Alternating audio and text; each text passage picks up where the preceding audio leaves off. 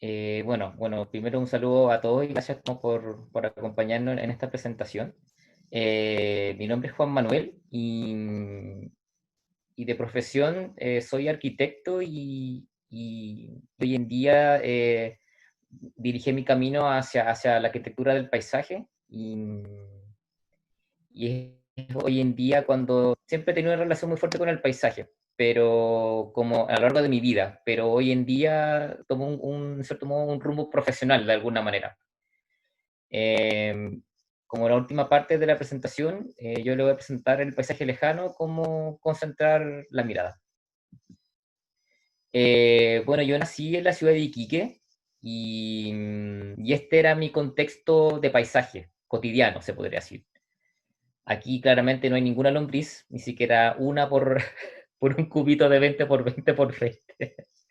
Aquí no hay nada, pero este es el paisaje que yo tenía cotidianamente, todos los días, de grandes escalas, de grandes franjas de colores. El cielo, el cerro y el océano. Dentro de ese cotidiano se rompía dentro del año y eso era cuando nosotros íbamos a la fiesta La Tirana, que es muy popular en Iquique, y el otro contexto que aparecía dentro de nuestro paisaje, se podría decir como de vida, era la pampa. Y cuando uno hace de la pampa lo cotidiano, uno se tomó como que reconfigura o configura de manera distinta lo que es cercano o lejano para uno cuando vive en el desierto. De repente, para lo que uno puede ser infinito para una persona que vive en la ciudad, para nosotros es cercano. De repente, eso que vemos, por ejemplo, esos cerros que se ven ahí al fondo, que es prácticamente una franja muy delgadita, para nosotros eso es medianamente cercano. Pero de repente, para otra persona, eso puede ser lo más lejano o lo infinito.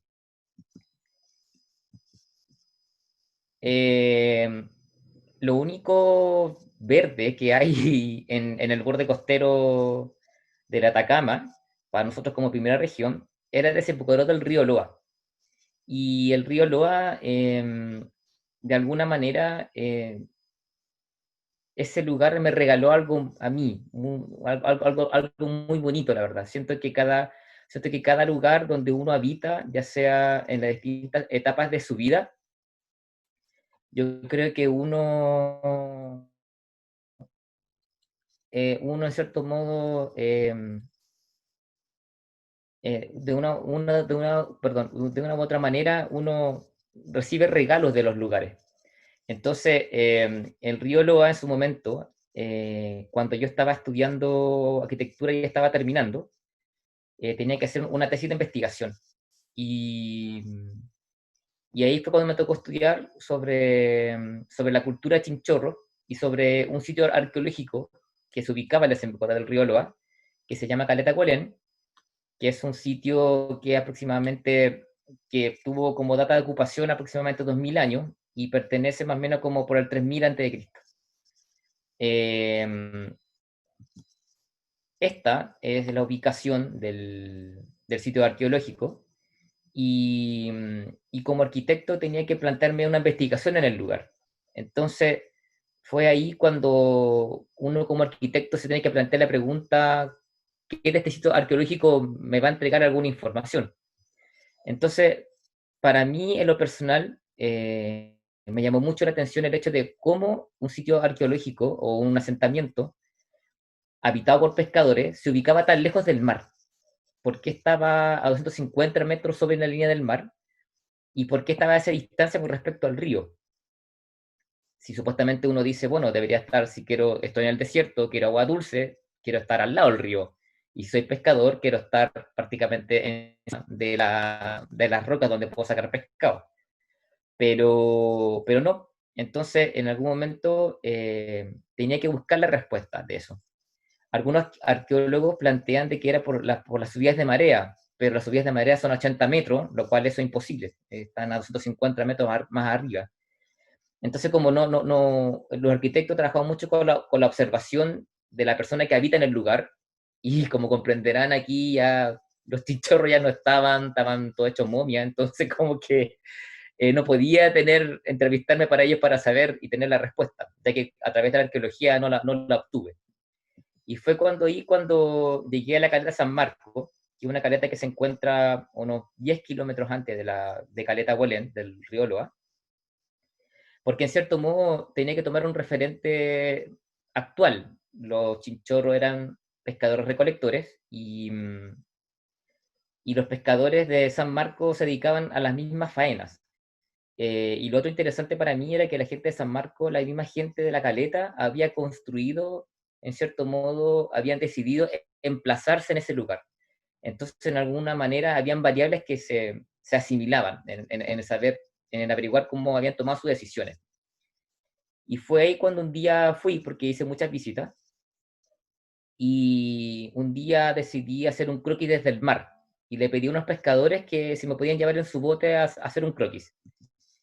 Y el resultado fue que estuve con ellos trabajando 7 horas en la mar, o sea, prácticamente fui a trabajar con ellos. Pero lo curioso estaba en que lo que ocurrió fue que cuando ellos iban en rumbo, se puede decir como a mariscar o a pescar, ellos se iban estableciendo como referencias en el vasto, porque el desierto es muy vasto, es muy infinito. Entonces en algún momento uno dice, ¿de dónde me amarro? Como, ¿en qué me fijo? Entonces, eh, parecía como que todo fuese igual, pero para los pescadores ellos empezaron a dar cuenta de que empiezan a reconocer ciertas rocas y ciertas puntas y le van colocando nombres. Entonces ellos empezaron a contarme de las rocas y las puntas que para ellos eran importantes.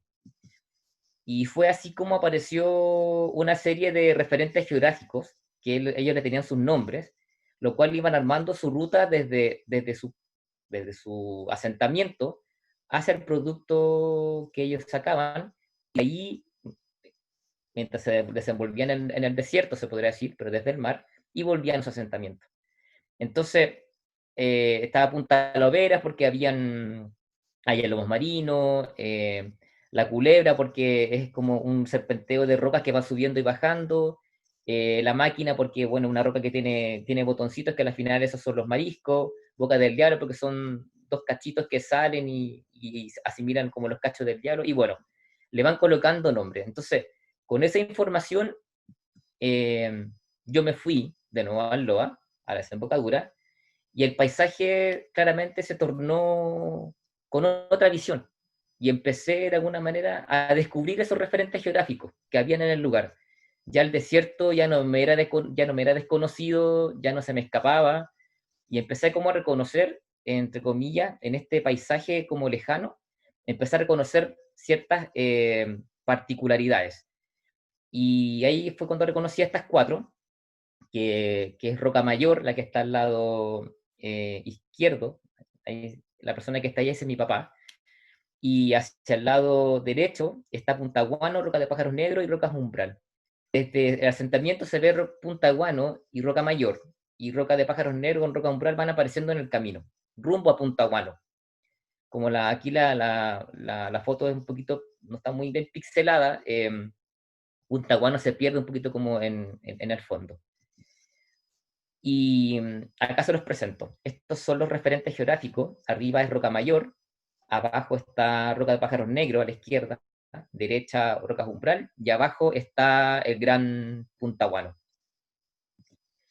Dentro de la arqueología, la manera en que se puede, en cierto modo, como evidenciar que realmente esos referentes tuvieron una ocupación humana y que realmente no es una divagación, sino que es un hecho constatado, es que tenían que haber hechos arqueológicos. Y precisamente, justamente en estos cuatro referentes geográficos, habían hechos humanos. Por ejemplo, había un cementerio en Punta Guano, en Roca Mayor, habían líneas de piedra dispuestas por estas personas semienterradas. En Roca de Pájaros Negros habían hendiduras, horadaciones en las rocas que eran producto de la producción de, de pesas para la limpieza al momento de pescar, y algunos semicírculos que fueron apareciendo también justamente en torno como a estos referentes. La manera en que se puede como comprobar esto y que fue otra manera de comprobarlo también y que para mí fue como, aquí yo encuentro que prácticamente todos estos seres, para mí, que habitaban o que habitaron en su momento en Huelén, me llevaron a ese lugar, la verdad, porque no puedo encontrar otra explicación, porque en algún momento cuando iba rumbo desde Roca Umbral hasta Roca de Pájaros Negros, iba caminando en busca de esta evidencia, veo hacia el lado izquierdo, hacia el lado oriente, y veo en lo extenso una piedra que se levanta. Cuando me acerco a esta piedra, porque llama la atención si uno agudiza mucho el ojo, la verdad, me acerco y me doy cuenta que la piedra está semi-enterrada, tiene una costra de sal, lo cual lo hace estar estable en el lugar, lo cual se evidencia como un hecho arqueológico. Entonces esta piedra empieza a ver su forma y tiene ciertas direcciones. Tiene una espalda, tiene una cara, ángulos. Y cuando empiezo a comprobar, entre comillas, está mirando la piedra, esta piedra eh, está mirando hacia Roca Mayor y después hacia el otro lado está mirando hacia Roca de Pájaros Negros. Entonces veo que en cierto modo se arma una línea y compruebo que también que esta piedra se establece de la siguiente manera. Rocas Umbral pasa por esta piedra y llega hacia Roca de Pájaros Negros formando una línea. Y Punta Guano forma una línea con Rocas Umbral. Entonces esta piedra se encuentra justamente en el cruce de esos cuatro referentes geográficos, que de cierto modo estructuran en cierto modo como el paisaje y los límites del sitio arqueológico de Caleta Huelén. Entonces, de alguna manera, cuando terminé este seminario, para mí ese fue el regalo, en el sentido como de cómo tomar el paisaje lejano como parte de mi territorio, de cómo a veces que de repente eso que me parece como tan ajeno, que algo que de repente algo que está de fondo, puedo establecer una conexión desde lo significativo, desde una relación a través de la visual, desde donde yo vivo. Entonces ya no, el paisaje lejano ya no me es algo ajeno, sino que algo que me pertenece.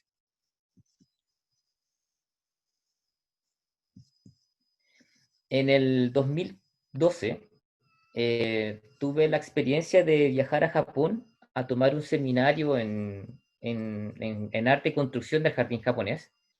Y en ese seminario, durante la mañana teníamos clases teóricas y en las tardes todos cooperamos para poder construir un jardín japonés entre todos.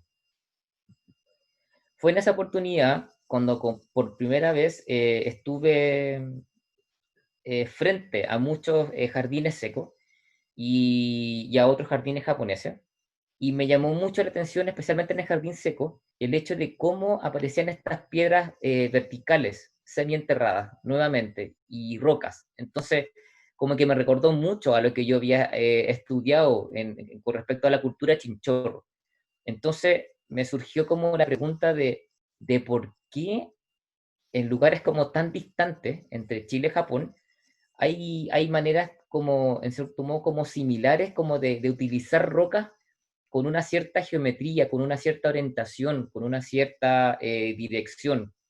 Y esa pregunta me llevó a que en el 2013 volviera a Japón a estudiar un máster en arquitectura del paisaje para resolver esa pregunta.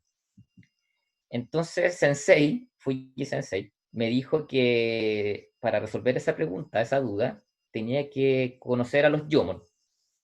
Los Yomon son como los chinchorros japoneses, por decirlo de una manera.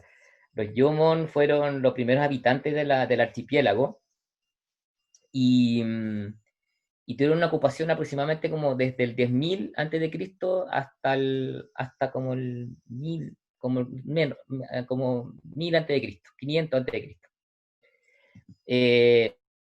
Los Yomon, a diferencia de la siguiente población que llegó después de los Yomon fueron los Yayoi. Los Yayoi son como lo que uno usualmente puede como conocer visualmente como a lo que es un japonés. El Yomon tiene otros rasgos como de un poco los ojos más abiertos, igual almendrados, pero tiene como una leve diferencia con respecto a los Yayoi. La cultura Yomon también es muy conocida por ser la primera cultura a nivel planetario que construyeron las primeras vasijas de barro y las primeras figurillas también de barro. Estas son bien conocidas, la de la Google Eyes, que son como de ojos sorprendidos. Esta es una vivienda Yomon. Cuando uno ve como esta vivienda, uno se da cuenta de cuán bien estructurada, tan bien construida está, porque bueno, el paisaje de Japón, la naturaleza de Japón es muy fuerte. Fuertes veranos, duros inviernos, muchas lluvias. Entonces, la vivienda Yomon se conforma de manera muy bien hecha, como muy robusta, la verdad. Este es un sitio arqueológico de la etapa tardía de los Yomon, que se llama Oyu, que se encuentra en la parte norte del archipiélago, aún sin cruzar a Hokkaido. Y, y bueno, mi primer acercamiento a los Yomon fue este libro. De hecho, fue creo que el primer libro que tuve en mis manos, que me lo prestó un compañero, porque él, en cierto modo, como yo no sabía japonés, él me mostró de manera didáctica el hecho de cómo avivar los yomon. Entonces empiezo a ver bien esta imagen y empiezo como a analizar, reconozco la vivienda, veo que hay una ceremonia, y se ve detalladamente y descubro que en la mitad de todo esto hay tres piedras, si se dan cuenta. Ahí hay tres piedras y están relacionadas con esta ceremonia y con el sitio. Y fue ahí cuando me di cuenta que dentro de la cultura Yomon aparecen muchos sitios que tienen piedras paradas. Entonces ahí entendí por qué Sensei me había invitado en cierto modo como a estudiar a los Yomon. Y me encontré que hay muchos sitios que tienen piedras paradas y empecé a buscar como el porqué de esto. Como eran muchos sitios, me establecí ciertas variables para saber qué sitio estudiar y me quedé con tres para, en cierto modo, entender la evolución de esto, que fue Nakanoya Matsubara, Takizawa Sekijidai y Tenjinbara. En Nakanoya es el primer ejemplo de cómo una piedra parada, se podría decir, tiene una relación con un referente geográfico lejano. Y en este caso era la tumba de una chamana, y la chamana, en el sitio se encontraron sus aros y su indumentaria como chamana, y esta piedra estaba apuntando hacia el monte Asama. Y el monte Asama, ¿por qué era especial apuntar hacia ese monte? Porque en el Nibun, que es como la fecha entre el equinoccio de primavera al solsticio de verano, su atardecer ocurría en Monte Asama. Entonces, en cierto modo, la piedra estaba orientada y mirando hacia Monte Asama. En Takizawa Sekijidai eh, aparece ahora un círculo ceremonial y aparece otra piedra que, en cierto modo, en su forma es redonda. Entonces, por todos los lados era igual y no tenían, por decirlo, como una espalda y una cara. Es como si nos imaginamos un Moai. Un Moai tiene una espalda y una cara, ¿cierto? La parte de atrás es plana, la parte de adelante es más redondeada. Entonces, pero esta piedra era distinta, todos sus lados eran redondos. Y la razón era porque no miraba solamente a una montaña, sino que miraba a tres. Era Monte Haruna, Tsutsugatake y Monte Akagi. ¿Y por qué miraban hacia eso? Porque en el equinoccio de primavera, el sol salía por Akagi y el atardecer terminaba en Haruna. Y cuando era solsticio de verano, el sol amanecía por Tsutsugatake.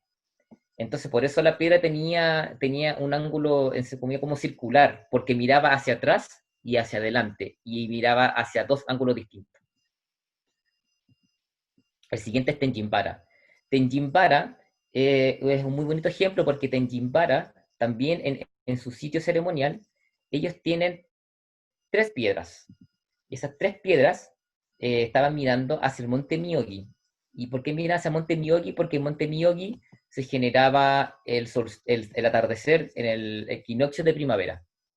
Entonces habían tres piedras que eran de color rojo, blanco y azul, y se encontraron muchos vestigios de elementos ceremoniales alrededor de estas piedras, lo cual empezaron a investigar y bueno, se descubrió que cada una de esas piedras miraba hacia a cada una de las cumbres del monte Miyogi. La piedra venía desde cada una de las cumbres, por eso tenían colores distintos.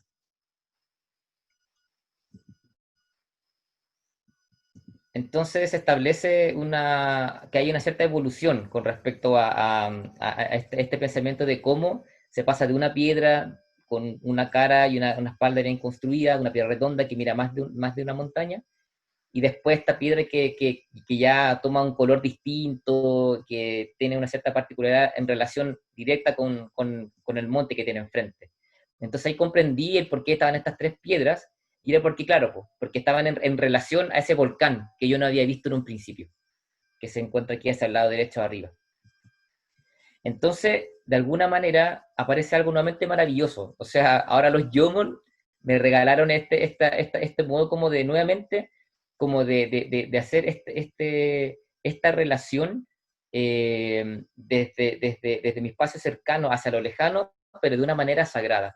Como de que uno, en cierto modo, tiene que, en cierto modo, estar agradecido, tiene que agradecer y estar consciente de los ciclos del sol, de por dónde sale, por dónde entra, en qué fecha sucede. Entonces eso, por ejemplo, para mí también fue como otro regalo, en cierta manera, de cómo, desde mi naturaleza de ser una persona del desierto, de cómo yo me tengo que relacionar con el paisaje lejano, de que el paisaje lejano siempre existe, siempre está. Y bueno, desde ahí, claramente ante mi vida, yo siempre estoy atento a mi paisaje lejano. Entonces esta vista es de mi balcón. Y soy muy afortunado, la verdad, por tener esta vista. Yo me encuentro, no sé, el ser más afortunado del mundo porque tengo esta vista a la cordillera y he empezado a reconocer a cada una de sus puntas. Todas las mañanas le agradezco a Ramón, a Punta Dama, a Cajón del Maipo, a Provincia, a todos ellos yo le doy las gracias por regalarme por estar cobijándome, por regalarme atardeceres hermosos, por regalarme cómo sale el sol en cada uno de sus bordes, cómo me muestran el movimiento de las estrellas. Entonces, uno en cierto modo tiene que estar consciente del paisaje lejano que a uno lo rodea, porque ahí se encuentran muchos regalos, la verdad. Entonces uno se va dando cuenta cómo el borde cambia, cómo la silueta cambia, cómo va cambiando, cómo van apareciendo la rugosidad, la geomorfología del paisaje. ¿Qué pasa cuando aparecen las nubes? ¿Qué pasa cuando aparecen, se va como ya deja ser plano, ya no es un elemento, no es una pantalla, es un elemento que tiene un atrás, un adelante, tiene cumbres, tiene intermedios, va tomando colores distintos, a veces por las condiciones, a veces se ve levemente y a veces de plano desaparece. ¿Qué pasa cuando desaparece el paisaje lejano? ¿Cómo cambia la percepción con la ciudad, con el cercano, con lo inmediato? Entonces es increíble cómo el paisaje lejano va revelando ese regalo que en cierto modo no entrega la naturaleza, donde uno empieza como a descubrir la belleza que tiene, que tenemos enfrente y cuán afortunados somos. Aparece, nuevamente desaparece, aparecen los intermedios, los valles, las quebradas, uno empieza como en cierto modo como a reconocer a quién tenemos, es nuevamente lo lejano, hacerlo partícipe, hacernos parte de nuestra, ver cómo se ve la profundidad, cómo se pierde, el asomo que va surgiendo, que se toma como parte de la vida, de cómo las cosas también van apareciendo, la nubosidad. Entonces, ejemplo, esta es Punta Dama. Entonces, ¿cómo va apareciendo entre medio de todo esto, entre medio de las nubes y eso que es tan cercano, a la final lo tienes ahí. Se hace tan cercano a lo tuyo y a tu espacio propio. Entonces, es como la invitación, en cierto modo, a que no hagamos, que hagamos el paisaje lejano, lo hagamos propio, que lo hagamos parte de nosotros. Y eso. Muchas gracias.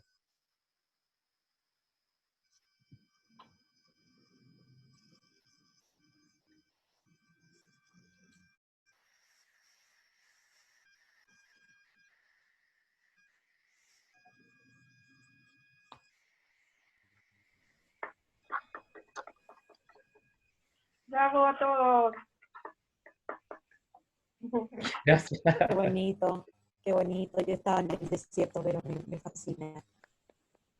Súper, muy lindo, muy emocionante. Hermoso. Muchas gracias. Vive el Muchas norte. gracias. Soy del norte. Muchas gracias a los Precioso. Soy el único. Precioso. Me encantó lo que pusiste. Qué bonito, muchas gracias. Sí, Creo que Claudia muy, Raffo muy les bonito. puso en el chat que las ponencias van a ser subidas en algún momento pronto. Ella estaba coordinando todo ese material y también estamos coordinando la posibilidad de sacar alguna cosa escrita de estas ponencias para poder Sí. tenerlas para todos. Eso se va a demorar un poquito más seguramente. Qué interesante. Eso quería saber yo también. Les quería comentar que esta invitación que hace Juan y los comentarios que hace también Carlos y Daniel, es muy importante el tema de la mirada, ¿cierto? Para poder reconocer y conectarse en esta experiencia que nosotros estamos llamando resonancia, ¿cierto? Como para poder vibrar con la otra vida. Pero además, en esta capacidad de ir mirando en profundidad, en la filosofía asiática, es bien interesante cómo este sentido de la vista, cuando pasa del mirar al ver, que implica como ir reposando, como cuando algo que está muy agitado empieza como a decantar, se habla de que ese mirar se transforma en un escuchar. Entonces, ese escuchar no es un escuchar con los oídos, sino que es un oír con todo el cuerpo, como una experiencia sensorial mucho más amplia y que involucra otros sentidos. Carlos habló mucho también de oler y de otros sentidos. Entonces, en la medida en que yo me voy aquietando y que mi mirada va mirando más cosas, como Carlos decía, aparecen, ¿cierto? Como que aparece un poro, después aparece otro poro, como que de repente uno empieza a ver más. De eso se trata el entrenamiento de los sentidos y de eso se trata ir sintiendo, ir cultivando las emociones y los sentimientos. Entonces yo les quiero dar la palabra a ellos, no sé si quieren comentar algo o si ustedes tienen alguna pregunta, pueden ser, es un poquito tarde, pero pueden ser un par de cosas. No sé si quieren cerrar ustedes en vez de cerrar yo. Carlos, Daniel, Juan.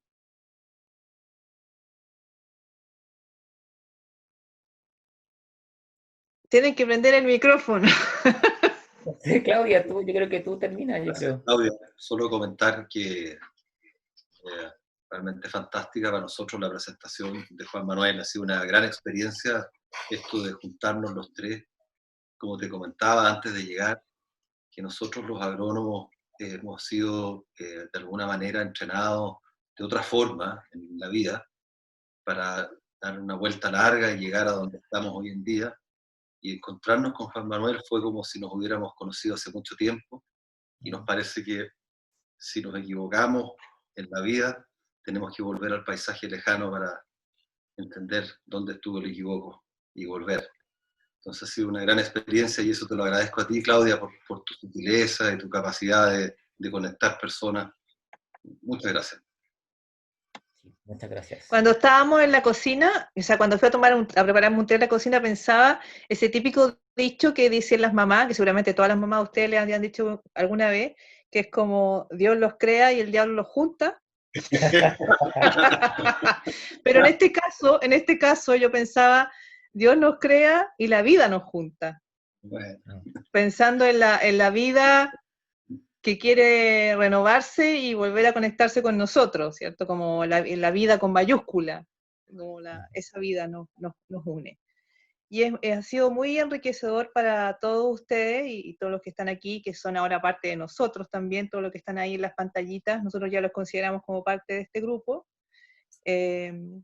Juntar a conversar siempre produce estos momentos en que uno logra, o yo por lo menos me pasa mucho, ¿cierto? Logra decir, oye, pero mira cómo se une esto con lo otro, como cuando Carlos me contaba este tema de cómo crecen los tomates, ¿cierto? Yo le decía, oye, yin y yang, entonces cómo estas conexiones logran revitalizar las relaciones, cómo se revitaliza el suelo, ¿cierto? Cómo estos puntos de encuentro logran revitalizarnos y hacernos florecer. Entonces eso es lo que se llama el autocultivo también. Y las relaciones humanas nos hacen florecer mucho cuando encontramos estos puntos de encuentro y nos escuchamos, como estamos ahora escuchándonos. Entonces yo les agradezco un montón. Ustedes saben que los adoro, los quiero en el alma, profundamente, a los maestros que están aquí. Así que, bueno, nos conectaremos. Ustedes, si quieren, pueden agregar algunas preguntas, las vamos a tratar de contestar más adelante en estos encuentros.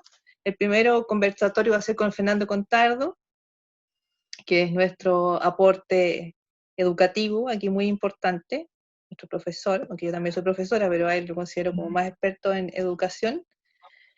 Y si se les ocurren otras preguntas, acuérdense que la página del proyecto Educación de los Sentimientos también tiene Messenger, entonces algunas personas me han escrito cosas ahí. Si tienen alguna pregunta, alguna duda, también pueden conectarse por ahí o escribirle